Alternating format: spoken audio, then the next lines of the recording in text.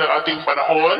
Ngayong umaga po ng June 19, 2024 na kung saan sa ngayon ay tuluyan na po nanalusaw ang LPA na nabuo sa silangang bahagi ng Mindanao na tinawag na po na Invest 96W. At sa ating long range forecast ay wala na pong bagyo na nakikita na tatawid dito po sa ating bansa hanggang sa matapos ang buwan na ito ay posibleng storm free po tayo. Pero hindi pa rin inaalis ang posibilidad na may mabuong sama ng panahon muli dyan po sa silangang bahagi ng ating bansa. Pero sa kabila niyan ay makakaranas pa rin po tayo ng mga pagulan sa iba't ibang bahagi ng ating bansa dulot ng papalakas ng habagat na nasa kanulang bahagi na posible din na makabuo ng sama ng panahon sa kanulang baybayin po ng ating bansa sa susunod po ng mga araw at ang pag-iral ng Intertropical Convergence Zone dyan po sa silangang bahagi ng Mindanao. At sa lagay ng ating panahon, ngayong madaling araw ay may mga isolated rains sa ilang bahagi ng Nueva Vizcaya, Quirino,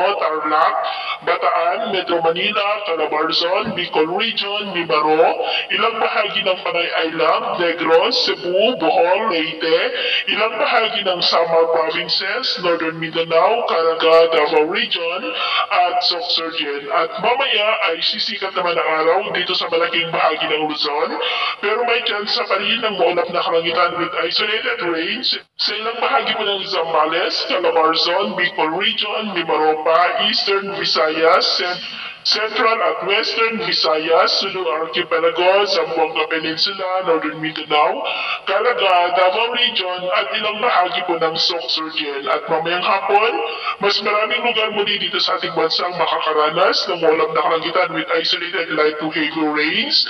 Kaya mag-ingat po tayo sa posibleng banta pa rin ng mga pagbaha at pagguho ng lupa.